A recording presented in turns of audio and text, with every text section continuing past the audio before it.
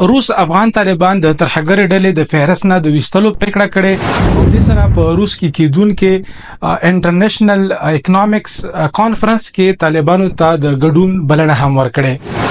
په دې دوه خبرو باندې تاسو سره مونږه نن په دغه ویډیو کې بحث کوو. زه ذاکر الله یم، تاسو ګورئ پښتو ډیجیټل. کتونکو ویل کېږي چې په نړیوال سیاست کې خو مدام څوک نه دښمن کېدی شي او نه ملګری. هر څوک خپل ګټو ته ګوري.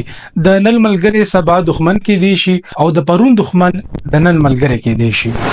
تاسو ته به دا معلومه وي چې د روس او د افغان طالبانو ترمنځ چې کومه د ډېرې مودې نه کومه اړیکې را روانې دي هغه ښه نه دي.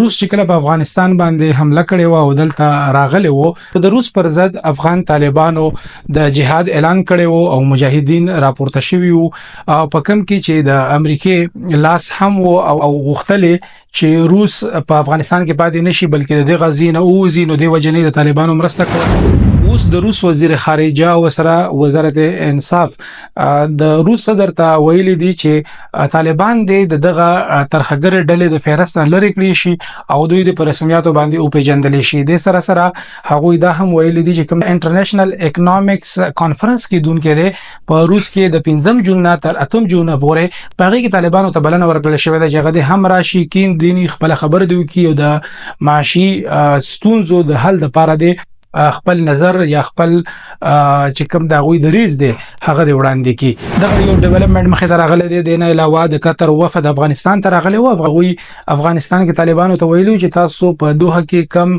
دریم د ملګرو ملتونو غونډه کې دونکو د پغه کې د شرکت وکي. په دوه غونډو کې افغان طالبانو شرکت نه وکړي. د افغان طالبانو دغه شرط ورته خو دی چې په دغه ملګرو ملتونو کم دریمه غونډه د پدې کې په دې شرط باندې ګډون یا شرکت کوي کچره دوی پر رسمیاتو باندې او پیجنې او ورسره دوی لا پکې خپل نمائندګي ورکي او د وړاندینی حکومت چې کوم استازي پلاوي دی غلري کړی شو دغه په ځای باندې د دوی د خوخه پلاوي استازي حالت ولګول شي چې دا غوي نمائندګي یا مشري وکي.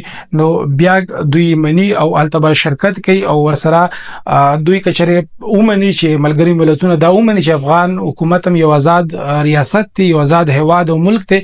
نو ورسره بیا په قانون باندې چلیږي، دا غوي پاین باندې چلیږي او د نړیوال چې کوم قانون یا آئین دی دغه خیال بساتی او هغه منی مخ په وړاندې به دغه سره زی. دغه ډیولپمنٹ مخه ترغله او چې کوم روس دغه پریکړه کړې ده چې افغان طالبان بعد ترهګر ډلې د فهرست نه وباسي او دغه په کال 2003 کې روس افغان طالبان د ټیرریزم چې کوم یو فهرست یا لیست جوړ کړو په هغه کې دغه شامل کړو او چې دغه پریکړه کړې ده چې غوي به دغه لیست نه لري کوي. ورسره چې کوم په روس کې نړیوال معاشي غونډه کې دونکو دا په هغه کې افغان طالبانو ته بلنه ورکړل شوې ده. په نننی دغه ویډیو کې هم دومره چې تاسو هم په دغه موضوع باندې سوال غواړئ نو بالکل کمنټس باکس کې لیکلی شئ. زه ذاکر الله یم، تاسو ګورئ پښتو ډیجیټل.